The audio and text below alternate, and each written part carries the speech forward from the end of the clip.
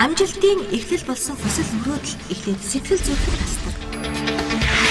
Дараа нь оюун бодолд төлөвлөгдөж, ам хэл үг яриагаар илэрхийлэгдэж, бэрхшээлийг давж тэмцэж шантрахгүйгээр зөв цаг, зөв үеийг зөв замаар амжиж хийж байгаа нь амжуулж чадаж байгаа нь бусдад илт бидэгдэх үед амжилт аль хэдийнэ дэргэд ирсэн байдаг.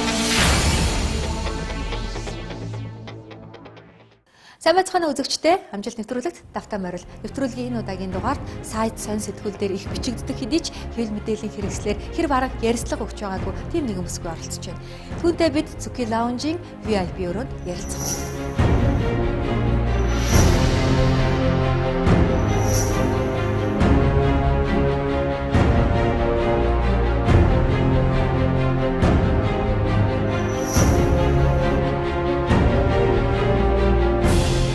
Тэр эрүүл хүний төлөө эрүүл хүн зөвлөрлөхээр хөдөө аж ахуйн салбарт шин төсөл хэрэгжүүлж байгаа. Тэр хүмүүнлэгийн ажилд сэтгэл зүрхийн зориулдаг. Тэр өөрийн хоббигоо ажил болгож чадсан. Бас тэр бага насныхаа хүслийг биелүүлж эмэгтэйчүүдэд зориулсан сэтгүүл эрхлэн гаргадаг. Ингээд өөрийнхөө болон бусдын амьдралыг утга учиртай байлгахыг хүсч амьдралыг өөрийнхөөроо туулж яваа туул бүсгүйтэй та бүхнийг уулзуулъя.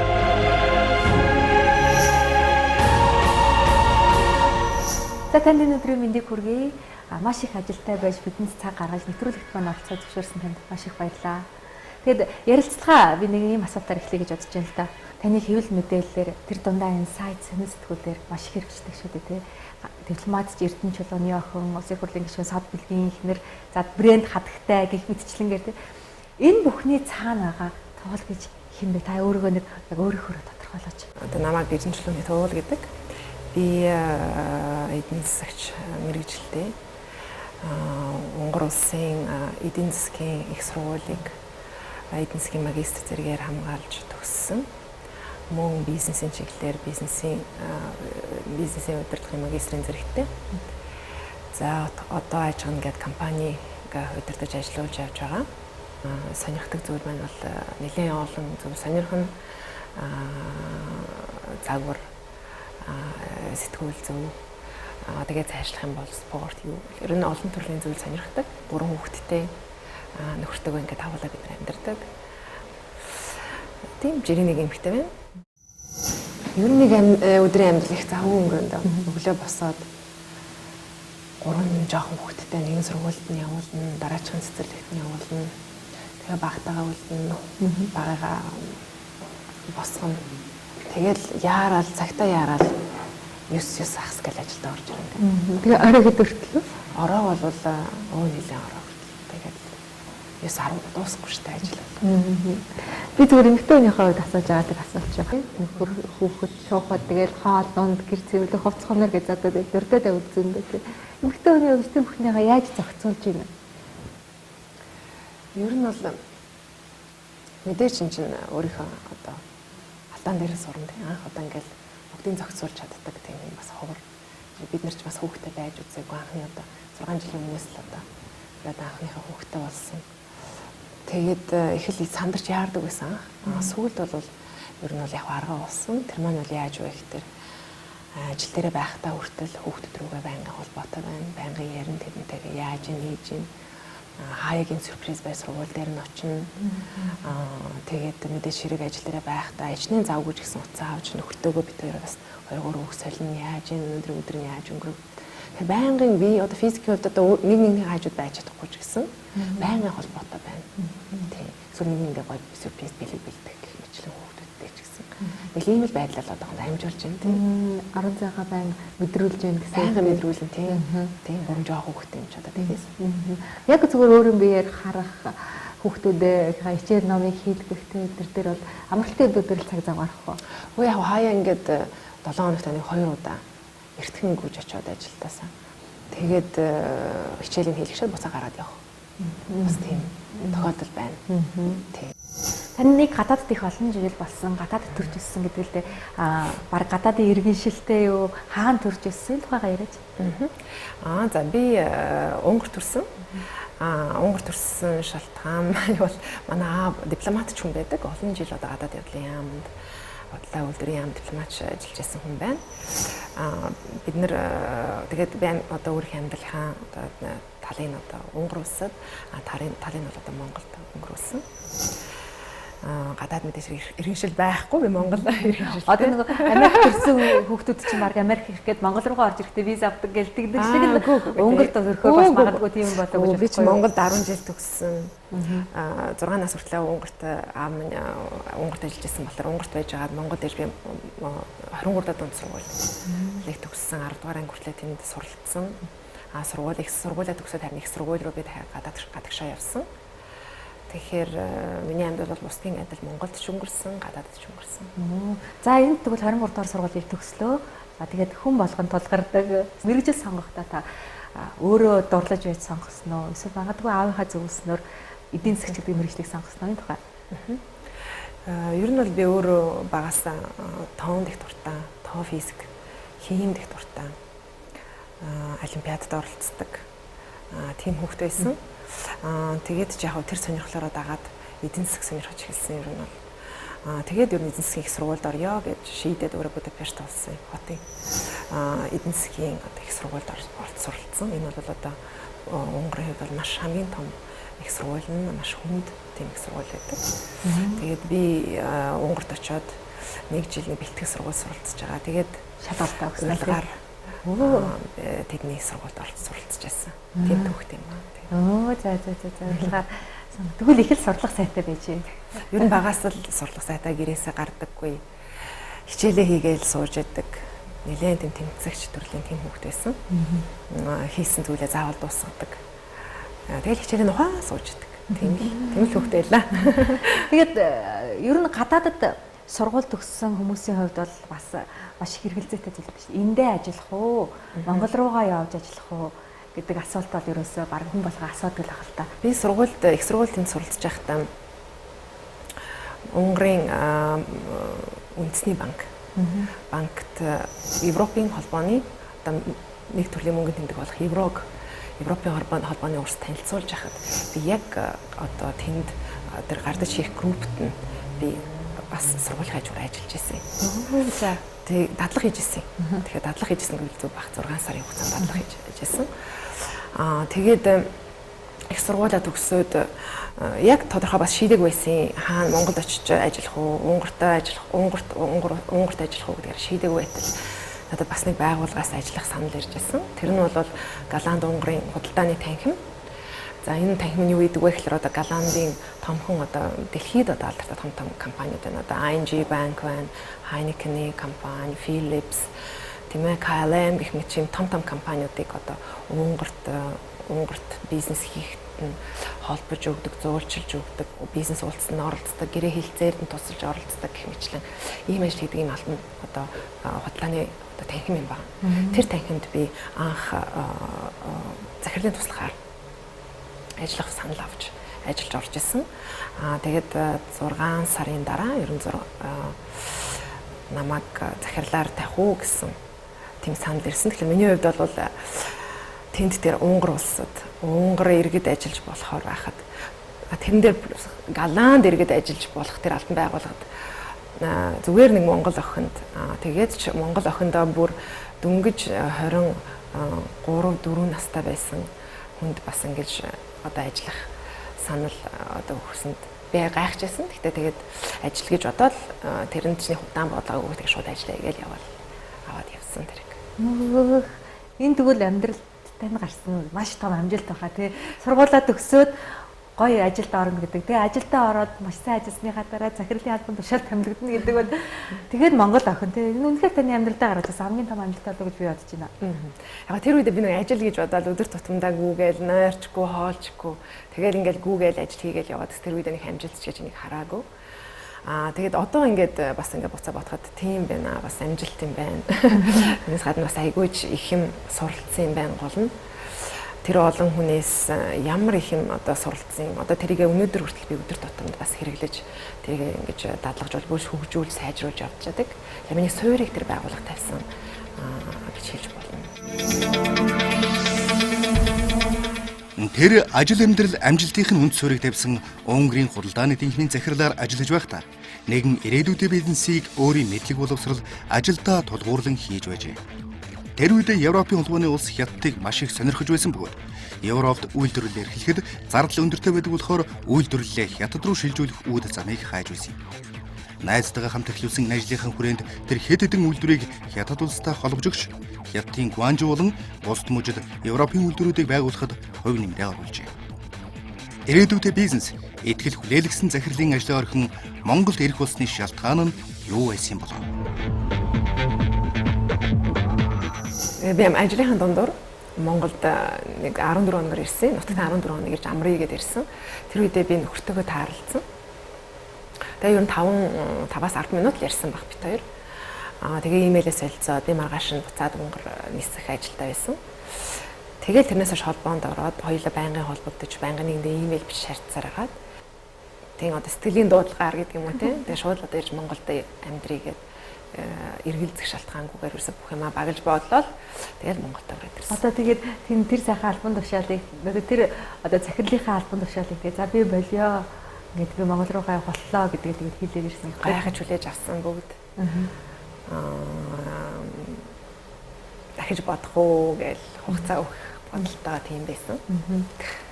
Гэтэ би шулуутсан. Сэтгэл шулуутсан байсан учраас. Тий, шууд л Монгол руу ирсэн. Яг Монголд ирснийхаа дараа буйны ажил буюу одоо хүнлэгийн ажлыг одоо хуваараа их хийжсэн гэж би сонссон л да тий. Магадгүй энэ нөгөө ээж болохоор хүн маш их өрөвч зүйл нь болдог шүү дээ. Тэгэл ингээл гудамжаар яваа нэг одоо ядарсан эмэгтэй ч юм уу тийм ядарсан хүүхдийг харахаар бүр маш их одоо зүрх шимширдэг гэх тий.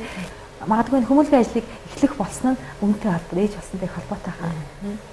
Тийм энд бол олон хүчин зүйлс одоо нөлөөсөн. Эхний бол хамгийн том одоо надад нөлөөсөн зүйл бол миний ээж юм байгаа.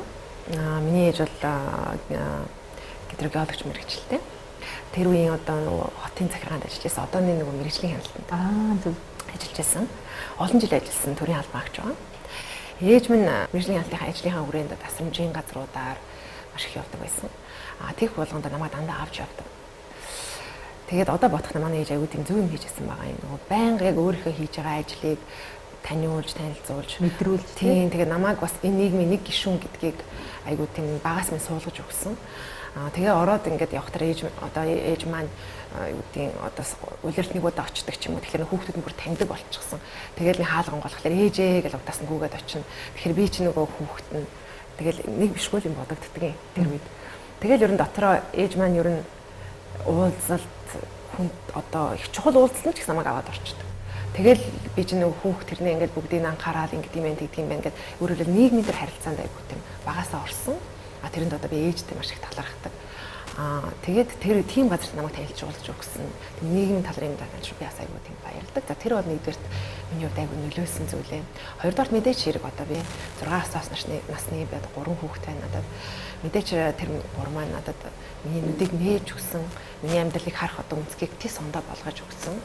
3 дахь одоо би одоо дурсахгүй байж болохшгүй одоо зүйл маань бол миний одоо хайрт нөхрийн одоо аав гэж хүн байгаа.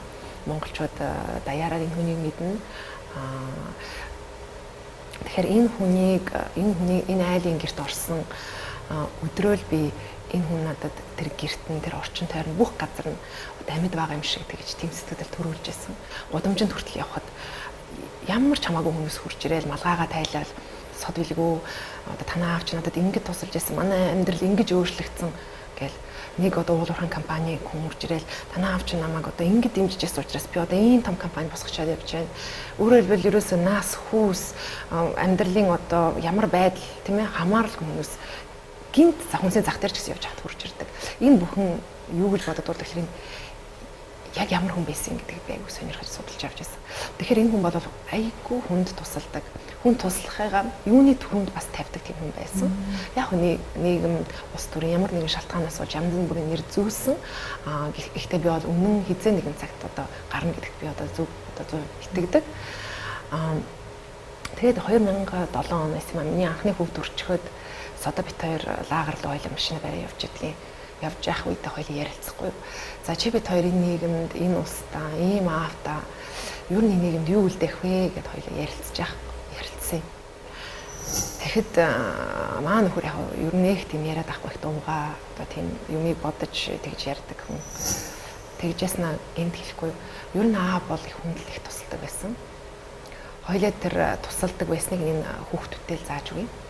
Тэгэл ерөөсөө энийг л манай гэр бүл, манай хүүхдийн хүүхд бүгд ерөөсөө ингээл аваад яв. Нэг зүйл ерөөсөө хүнд туслах ёстой гэдгийг бүр ингээ багаас нь ойлголч. Хоёлоос нь тийм хийгээд. Ингээ 2007 оноос 7 онд тэр нэг өдөр битээр яг тэгээ шийдсэн.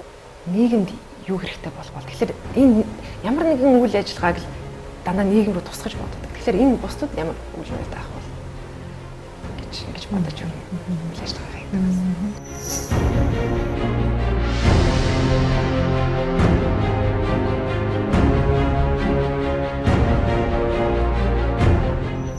Таны тухай ярихад заавал хөндөгдөх нэг сэдв бол ядуурлын эсрэг сан байгуулсан тухай хал даа тий.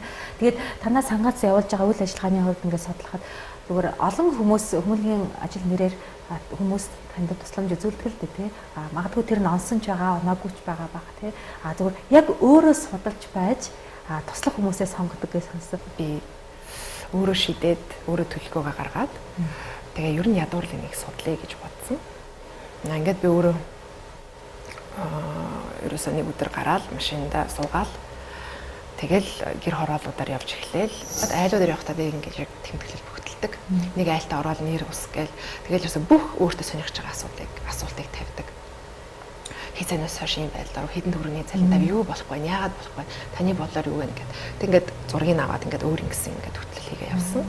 За ингээд би ойролцоогоор нэг өнөөдрийн байдлаар нэг 480 ийм эмэгтэй мэдээллийн сан бүр төссөн. За энэ ажил маань дуусаагүй байгаа. Цаашд бүр их хийгдэд явах болно. Японы эртний зөөрөг гэдэг шүү дээ тий. Загсын нөхөш загас барих аргын зааж өг гэдэг шиг за уртлагаас эмэгтэйчүүдэд сургалт явууллаа. Тэгээд тэдэнд ажил өргөлөө гэдэг хэмжлэн тийм үйл ажиллагаа явуулдаг болохоор энэ надад маш их таалагдсан л да. Энэ тухайгаас яриач. За энэ мэдээллийн сан дээрээ суурлаад эхний байдлаар бол яг сургалтууд явагдсан байгаа. Энэ бол одоо гоо сайхны үүсчний ч гэдэг юм мэдээллийн одоо баазд байгаа эмэгтэйчүүдийг зөвөр байлгах боломжтой сургалт явуулжээ гэдэг үгнээс ингээд сургалтууд бол яваад эхэлсэн байгаа. Тэгэхэд одоо энэ бараг 400 гаруй айлаар ингээд орсон гэж байна шүү дээ тий. Бүгднгийнх нь аж ахуйтай танилцлаад сонирхсан асуултаа асуулаа.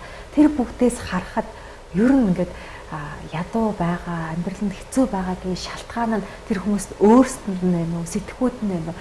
Юу гэж одоо тодорхойлж байна? Таны харснаар ямар хөө юунд байгаа юм шиг байна? Тэгэхээр манай дээр бол манай Монголд бол ядуур бол бас харьцангуй шин зүйл гэж би бодож байна. Одоо бид энэ тхигийг харъя. Тэнд бол ядуур бол маш олон жилээр байгаа. Бүр ингээд нэвчсэн. Тийм ээ? Тийм асуудал байгаа. Манай дээр бол харьцангуй бас сүүлийн үеийн үзэгдэл гэж бас хэлж болно. Гэхдээ ядуур бол энэ нийгмийн гүнзгий явах тусмаа бүр ингээд гүнзгий орчих төлөвтэй нэг юм үзэгдэл байгаа байхгүй юу. Тэгэхээр энэ ядуур гэдэг бол ганц тодорхой хэмжээний орлого байхгүй болохоор ядуу биш. Тэ энэ чинь бол ингэж хүний сэтгхүүр нөлөөлдөг. Нийгэмд өөрлөө нөлөөлдөг. Ядуурл гэдгийг бүр тийм тусгай одоо нэг юм чулуу шиг тийм хата групп баг бий болгочиход чиглэл рүү явж байгаа байхгүй юу. Тэгэхээр одоо хүнийг одоо жишээ нь одоо нэг ширээ гэж үзье. Тийм ээ. Тэгэхээр ширээ ингээ олон хүлтэй. Тэр хүний амьдрал нь одоо тэр тогттой хөлнүүд нь одоо ингээ байхгүй болцсон байна гэсэн үг шүү дээ. Тэг ингээд ширээний толгой ингээ твтэж ийн гэж бодох газар. За тэгээд ширээний нэг хөлийг ингээ босгоё. Одоо баг зэрэг мөнгө үгүй, тусламж үгүй, юу үгүй. Тэгэхээр нэг ингээ босголоо гэж ширээ босхгүй. Тэр чинь цаана нь юу вэ? Эрүүл мэндийн асуудал байна. Тэрийг бас босгох хэрэгтэй. Хүүхдүүдийн боловсролынх нь асуудал байна. 3 дахь хөл нь байж байна тийм. Сэтгэн бодох одоо тэр сэтгхүүн асуудал 4 дахь хөл тийм. Цаашаа явах юм бол одоо шийдвэр хийх асуудал 5 дахь хөл гэх ингээ бүх энэ хөл нь зэрэг ингэж босож явж ижил ядуурлаа өндөр тэмцэнүү гэж ярихаас өнөөдөр за одоо нэг 20,000 төгрөг өгчий, 10,000 төгрөг өгчий ингээ ядуур буурж байгаа. Ядуур нэрээ буурсан байлээ шүү гэж ярих бол одоо маш их өрөөсгөл. Би дахин хэлмээр нь Монголд бол тийм их гүнзгий, тийм их болоогүй байна одоохондоо. Тийм одоо бусад ядуур ихтэй Бразил ч юм уу, энтгэр ч юм уу тийм орнууд ч болоогүй. Дөнгөж эхэлж байгаа учраас бид энд арга хэмжээ авах хэрэгтэй.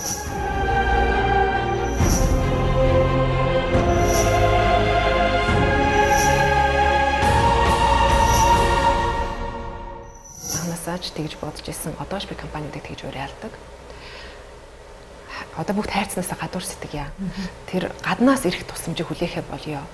Энэ засаг уус зүр хин гэдэг хинээсэн ч гэсэн хүлээхэ болёо. Чадах хувь хүн бид нар хийж эхэлье. Тэр битэд бүр ураа гаргая. Тийм ээ. Тодорхой хийж байгаа ажлынхаа тодорхой хувийг заавал бүх нийгэмд оруулъя. Энэ мундаг бас хөдөлмөрч хүмүүсийн нуруунд дээр бий болсон том компаниуд байна. Энэ компаниуд нийлээд юм хийя гэсэн нэг ийм л уриалгатай тааралцсан болгонд бол энэ урайгаа хэлээ явдаг. Тэгэхээр миний хувьд бол гарцуул тийм. Бид хийх хэрэгтэй, бүгд хийх хэрэгтэй. Би тийм, чи тийм, урлагын чинийх бага, минийх дунд. Тийм болохоор чи илүү хий, би бага хийх гэдэг ахгүй ерөөсө бүгд гар одоо шамлж орж ажил одоо хийх юм бол бидний хүсэж байгаа ирээдүй бий болох боломжтой.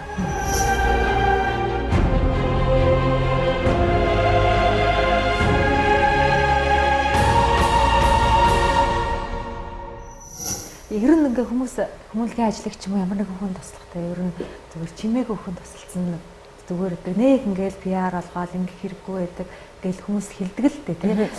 Би ингээд фэйсбүүкээс харж байгаа л инглээ инглээ гэж бичсэн байгааг харахад зүгээр дотроо нэг талаасаа гайхуулаад байгаа юм шиг тий гэж бодогдсон яг үнэн нь болгүй тий. Тэгтээ одоо харин таны яриаг сонссон чинь нэрээ тийм юм байна. Хүн нэгнээсээ үлгэр дуурайл авах хэрэгтэй тий. Яагаад энэ хүн туслаад байна? Нэрээ би ч гэсэн яагаад тусалж болохгүй гэж үүний төлөө хонь нэмрээ оруулах болохгүй гэж та хэлээгүй бол би тэгэж бодох байх нь шүү дээ тий. Тэгэхээр нэг талаасаа энэ бол сурчлагаа биш зөвхөн бусдыг уриалах гэсэн хэлбэр юм байна. Тий. Facebook дээр би анх нэг тавьж үзсэн. Одоо би нэг ийм ажил хийж байна гэд. Тэгээ сулгаан маягаар л да одоо яах бол гэд. Тэгсэн айгүй олон залуучууд хандаж тантай энэ үйл ажиллагаанд хамтарч хийя. Бид нар бас айгүй сонирхож байна. Бид нар бас тусламаар байна. Нэг юм баг 100 хуц байна. Яах вэ гэл ингээд айгүй олон холбогдож эхлээд ер нь бол энэ нэг тийм холбоос маягийн одоо нэг тийм юу болоод эхэлсэн. Групп бий болоод эхэлсэн.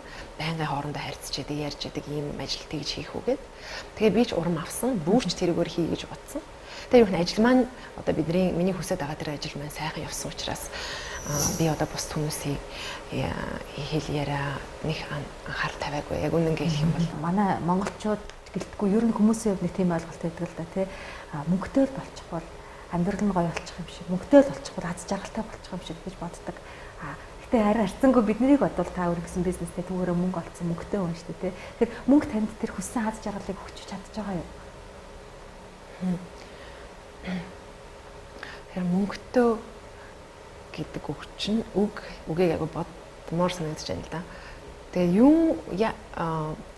юу авах гэж мөнгөтэй гэдэг бол хамгийн чухал л да. Анхаасаа зорилго нь тий, анхаасаа зорилго нь юуг авах гэж хүн мөнгө байгаад байгаа юм бэ?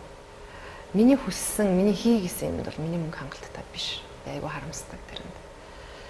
Би болдог бол зөндөө юм хиймээр байна, тийм ээ?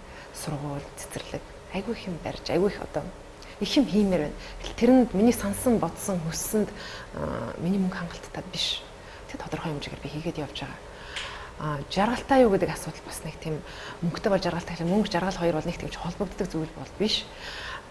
Би яг өнөөдөр яг бодох юм бол би жаргалтай юу гэхээр мэдээч хэрэг гэр бүлдээ, гэртээ, найз нөхдөдөө би жаргалтай. Гэхдээ би бас айгүй хэм санаа зовдөг тийм. Тэгээд их хиймээр байдаг санаа зовдөг учраас бас яг тийм 100% бас жаргалтай байж чаддаггүй. Тэгэл одоо ирээдүй яаж вэ? Одоо ингээл усны асуудал байна. Манай байгаль орчны асуудал байна. Тийм ээ ядуурлын асуудал байна. Энэ олон асуудлыг хараад тэгээд жаргалтай юу гэхээр санаа зовсон байдалтайгаар тэгтээ ингээд жаргалтай байхыг хичээгээд амьдарч байгаа.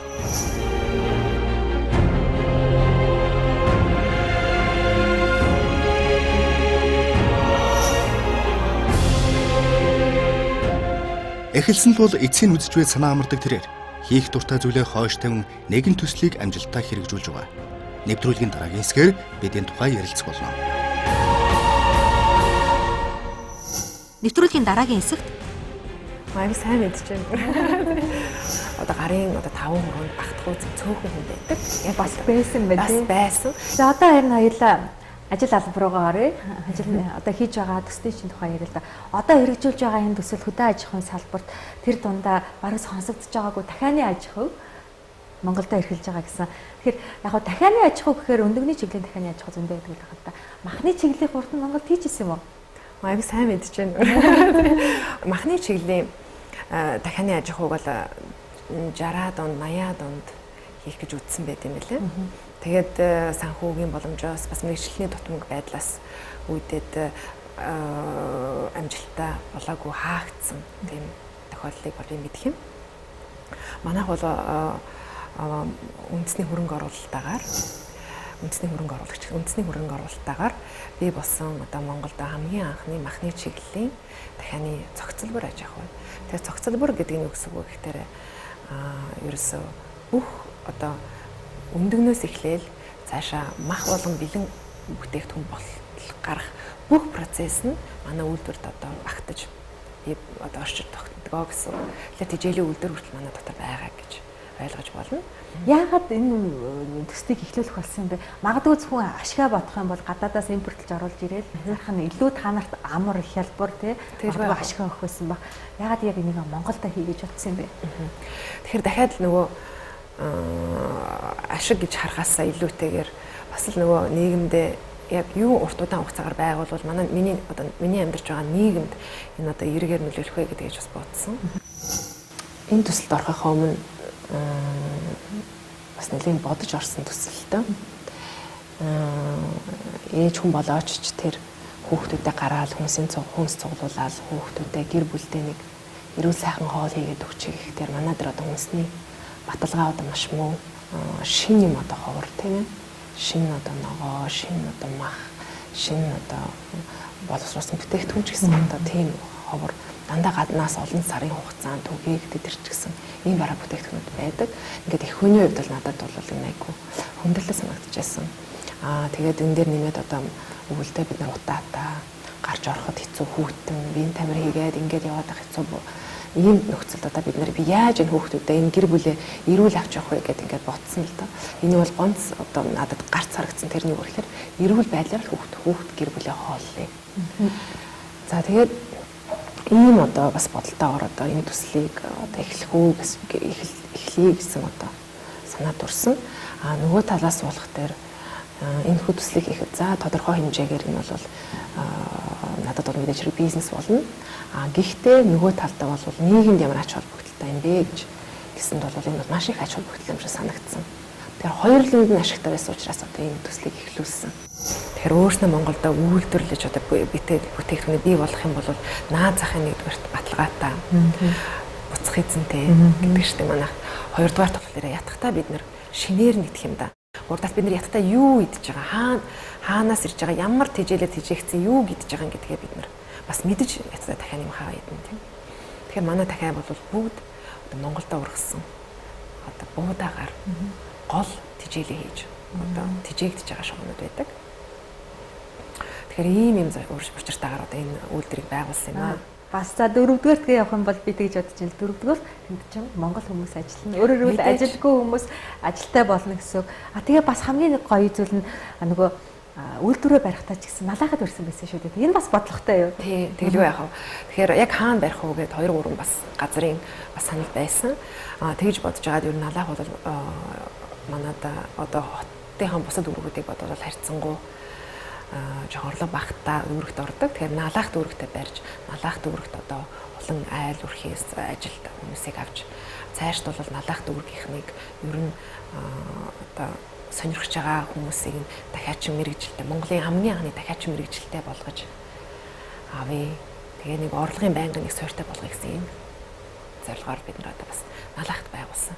Биднийг налахын засаг захиргаа үйлдвэр хөдөө аж ахуйн яам энэ одоогийн засгийн газар биднийг маш их дэмжсэн. Тэгээд энэ танилцуулга сайн уншиж цуглаа л та хөрөнгө оруулалт нь үнэхээр асар их юм. Магадгүй энэ одоо хөрөнгө оруулсан хөрөнгөө хэдийн хугацааны дараа олж авах удаа гэл дотроо ботцуулаа л да. Энэ аяг их олон жил болно. Тийм. Яагаад тэгэхээр бид нэр Европт маш олон жил сайжрагдаж ирсэн тэр технологиг бид нар худалдаж авсан. Шууд Монголдо одоо нэвтрүүлэх гэж оролцсон. Тэр энэ гол одоо энэ төслийн маань одоо өгөртж аяг өндөр харагдаж байгаа. Яг энэ хэсэг бол ихэнх хэсэг нь бол тэр технологиг худалдаж авах байсан.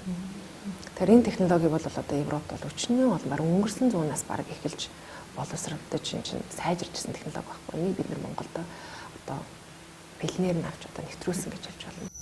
Яг энэ үйл ажиллагааг Монголдо явуулъя гэхэд одоо яг мэрэгжлийн боловсон хүчин байсан уу? Өөрөөр хэлбэл одоо тэр дахиад мэддэг хүн, дахианы аж ахуйг эрхлэх хүн, мэдлэгтэй хүн Монголд байсан уу? Боловсон хүчний асуудал дээр. Тийм боловсон хүчний асуудал маш хүнд байсан. Ялар энэ үйлдвэр одоо ийм төрлийн аж ахуй бол өмнө нь одоо амжилттай явж байсан удаа байгаагүй учраас одоо гарын одоо 5 хуруунд багтахгүй цөөхөн хүн байдаг. Яг бас байсан байх тийм. Бас байсан. Энэ хүмүүс маань бол яг бас практик дээр ажил сураагүй. Ихэнхдээ зүгээр онлайн мэдлэгийг авчихсан ийм хүмүүс байсан. Тэгэхээр энэ хүмүүс бүгд манай дээр ажиллаж байгаа. Тийм. Тэгээд гаднаас энэ чинь мэрэгчлэн авцарч бүхэл бүтэн одоо 1 жил 2 жил шаардлагатай 2 жилийн хугацаанд энэ одоо гадныхны энэ толгойд байгаа энэ мэдлэг энэ туршлага энийг бүгднийг Монгол хүмүүст суулгаж өгнө. Манай Монгол анхны дахиад бий болцсон гэж би өнөөдөр одоо ингээд бахархтайгаар бас хэлмээр байна. Баяртайгаар бас хэлмээр байна. Манайг үйлдвэрт ажиллаж байгаа аж ахуй үйлдвэрт ажиллаж байгаа одоо 80-аад ажиллаж байна. Тэгээ би өнөөдөр одоо Монголын анхны дахиачд гэж хэлэхэд нэрлэхэд маш их таатай байна. Францын RTL телевиз түүний тухай нэвтрүүлэг бэлдэжээ. Мөн Францын Паблик Сенат телевиз Монголын бизнесмэнүүдийн төлөөлөл болгон нэвтрүүлгийн маань зочин Туул мөн Макс группийн захирал Ганбаатарын тухай сурвалжлан нэвтрүүлэг бэлдсэн нь саяхан гарсан байна. Ингээд алдарт Vogue сэтгүүлд ярилцлага өгчүүлсэн анхны монгол эмэгтэй болох түүний талаар нэвтрүүлгийн дараагийн хэсгээс үзээрэй. 1980s and until 1990s.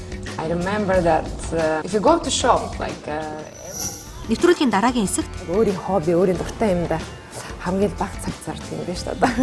Амжилтыг нэг эцсийн цэг тодорхойлдог.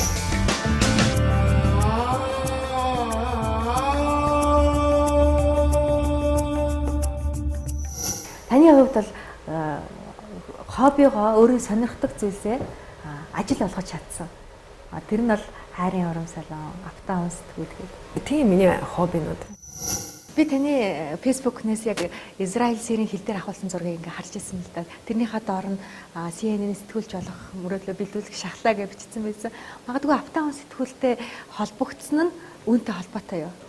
Миний өвөө очрын цэрэн дуршигны хүн байсан юм аа. Миний аав. Өвөө маань сэтгүүлч хүн байсан.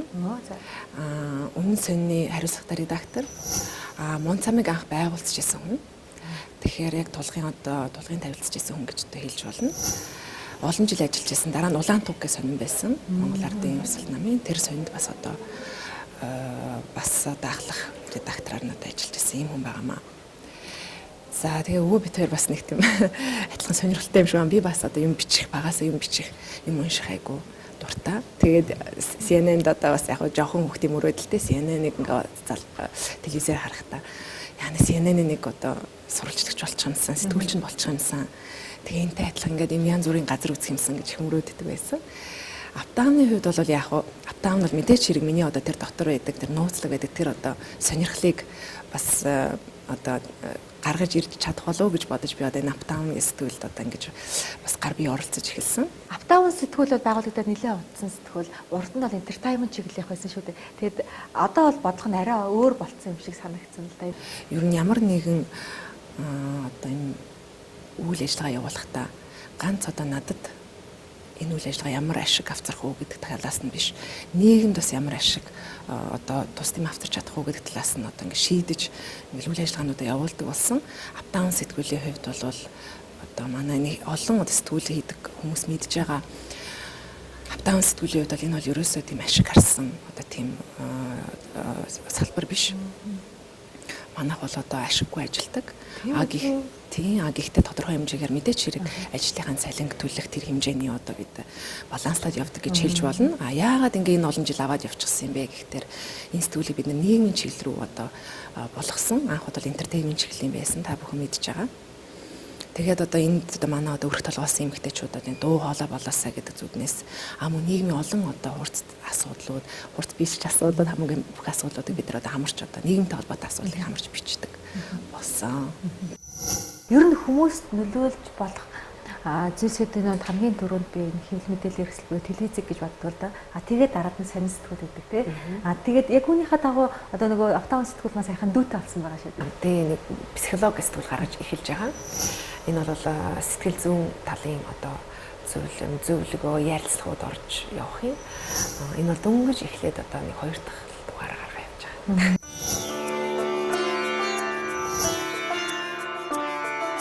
Хариу уран салон 2000 оны сүүлээр байгуулагдсан баха Тийм, манай хариу уран салон 2007 онд байгуулагдчихсан. загвар бол ерөөсөө л тийм хобби. Тий. Загвар бол сэтгүүлийн одоо хажуугаар миний хоёр дахь бас их том хобби байгаа. Тий. Тэгээд ер нь багасаа л энийг хий гэж бодож байсан. Өнөөдөр хүртэл хийл гэж боддог. Зүгээр жоохон цаг зам маань гардаггүй. Бас эндээ өдөр болгон ирээд чаддаггүй. Хаяаж бүр 3 сар болж ижил нэг удаа ирдэг. Тэгэхээр уунаага занааш хоёлаа нэг юм зохио. Хоёлаа нэг загвар зохион бүтээчээ. Суужаад хоёлаа нэг гоё санаа гаргачихъя гэл. Тэр тэгж хаяа суудаг. Зүгээр амралт юм аа да. Тий. Яг өөрөө бол зав гарахаар л загвараа зохиодог гэсэн. Зав гарах тий. Уг нь би өдөр болгон хийх сонирхолтой. Аашаа зав маань бас болдохгүй. Нэгэн зэрэг бас хэд ажил хийж байгаа учраас. Яг хүн тэгээд бас нөгөө яг өөрийн хобби, өөрийн дуртай юм да хамгийн бага цаг зардаг юм биш үү одоо. Цаашид юу хий гэж бодож байна? Мэдээж хүмүүнлэгийнхаа ажлыг хийх баг. Өөр хүмүүнлэгийн ажил бол чухал асуудал. Одоо миний хийх ажлуудын нэг хөдөө аж ахуйн салбарыг бол цаашд бас нэлээх одоо зүйл хийхээр бас бодож байгаа. Ер нь бол энэ ажлуудаа дуусгачаад сайхан гэртээ байж хүүхдүүдтэй цаг гаргаж дуртай одоо загварынхаа ажлыг хийх тийх сонирхолтой хүсэлтэй байна. Бид нар яг загвар гэхлээр нэг эмэгтэй дөр өмсгсөн хувцас гоё харагдчихвэл загвар мөн биш ч гэдэг нэг тийм ойлголт байгаад ах шүү. Ер нь би бол хувцсыг авахгүй ч гэсэн нэг хувцсыг хараад яг нэг зураг харж байгаа юм шиг ингээд удаан хараад ингээд тэр цаатлах философи, тэр цаана юу хийх гэж юм, ямар өнгө ашиглаж тэрнээс маш их таашаал авч маш их юм уншиж чаддаг байхгүй юу. Тэгэхээр хувцс гэдэг бол зөвхөн миний хувьд зүгээр нэг тийм өмсөөд алхахтай биш. Би өмсөж алахгүй, тэр хүн өмсөж алахгүй ч байсан ингээд зүгээр хан дээр үлэхэд л надад маш их мэдээлэл өгдөг. Тэрнээс би хүч авдаг, тэрнээс би дараагийн санаагаа гаргадаг. Ганц хувцсны санаа биш шүү дээ. Тэрнээс чинь одоо тухайн нийгмийн талаар мэдээлэл авна. Дараагийн одоо бизнес ажиллаа бодно, дараагийн хийх ажиллаа төлөвлөнө. Тийм агуу юм баггүй юу? Тийм миний хувьд бол тийм агуу юм байдаг. Эмэгтэй хүний хувьд хүүхд төрүүлээд түүнийгээ сайн зөв хүн болгож хүмүүжүүлнэ гэдэг бол бас нэг том амжилт ах гэж би бодож байна л да. Хүүхдүүдээ хүмүүжүүлэх асуудал дээр хэр анхаарч байна? Амжилт байлгүй яах вэ? Хүмүүжлийн хувьд бол ер нь их боддог л да. Тэгээд юм бурд нь бас нэг оролцохгүйгээр харин болохгүй байгаа зүйлээ давтан хийх тохиолдолд нэг сануулгах ч юм уу ярилцах. Ер нь бол их нээлттэй үсгий гэж бодож байгаа. Асуудал байх юм бол ярилцдаг. Энэ бие даах хэрэгтэй гэж тийм гэж бодож. Юу ч ер нь бол өнөөдрийн амьдрал надад тохиож байгаа юм би ерөөсөө нуудаггүй хүүхдүүдтэй. Ороод хэлдэг өнөөдөр нэг ийм уулзалт боллоо. Хаяа уулзсандаа дагуулж явна. Өөр нь байлгадаг. Болохгүй юм зааж өгдөг. Бас багаас нийгмийн харилцаанд оруулдаг тийм. Нэвтрүүлгийн зочид амжилтыг өөрийнхоороо тодорхойлдог. Харин түүний хувьд амжилт бол хүн амжилтыг хүн өөртөө тодорхойлно. Ямар ч нийгмийн, ямар ч хэвлэл мэдээлэл, ямар ч хүн тэрийг чамд тодорхойлж өгөхгүй. Одоо хэвлэл мэдээллийг сонсоод байх юм бол одоо мөнгөтэй хүн амжилттай болж таарад байна шүү дээ. Тийм биш юм шүү. Амжилт гэдэг хүн өөртөө тодорхойлно. Өнөөдөр 5 хүүхэд өсгөж байгаа ээж, за энэ 5 хүүхдийг би маш сайхан өсгөөд амьдрал нь хөтлөл энэ миний амжилт гэж үзэж байгаа бол тэр хүний амжилт. Тэгэхээр амжилтыг бусдаар тодорхойлуулахгүй, амжилтыг өөртөө тодорхойлж, өөрөөсөө тэрийг үн цэнж, дараачийн алхмаа бодож, дараачийн амжилтаа бодож амьдрал сурах хэрэгтэй бид нар. Миний хувьд бол амжилт юм.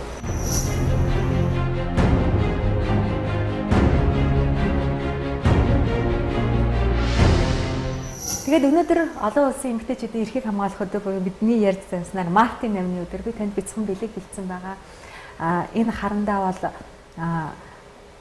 маш жижигхэн бит боловч бас цаанаа асар их утгыг агуулж өгдөг гэж би боддог. Хэрвээ та хэн нэгний хүсэл мөрөөдлийг зурах харандаа байж чадахгүй бол уйдхараг гүнгийг найрлах баллуур байгаараа гэсэн би сайхан үг сонсч ирсэн. Таны хувьд олон эмэгтэйчүүдийн хүсэл мөрөөдлийг зурж байгаа байх. Бас олон өнчийн адан хүүхдүүдийг уйдхараг гүнгийг арилгах тийм сайхан буянтай ажил хийж байгаа гэж би бодож энэ үлийг энэ болсон бэлгийг өгч байгаа юм шүү. Маш их баярлалаа. Бусдыг араасаа дагуулах нь ч бас амжилт гэж ярьдаг юм байлээ. Тэгэхээр таны хийж байгаа хүмүүнлэгийн ажлыг тань хараад олон хүмүүс бас энэ сайхан үйлсийг нэгдээсэ гэж хүсэж байна. Тэгээд хэвлэл мэдээллийн хэрэгслэр ерөөсөө өгч байгаагүй энэ сайхан ярилцлагыг нээлттэй ярилцлагыг манай амжилт нэвтрүүлэгт маань зориулж өгсөн танд үнэхээр их баярлалаа. Маш их баярлалаа. Танай хамт олондоос ажлын өндөр амжилт хүсэж ажиргаа сайн сайхан гэсэн юм юу? Нэвтрүүлэгтээ хамт байсан үзэгч та бүхэндээ бас баярлалаа. Дараагийн нэвтрүүлгээрээ бас сонирхолтой нэгэн зочдтой уулзах болно. Баяртай үзэгчдээ. Миний хувьд бол амжилтыг нэг эцсийн цэг тодорхойлдгоо. Байнгын нэг нэгнээсээ чааш нь ургаж гаргаж яддаг мод бид тэгж бодож байна.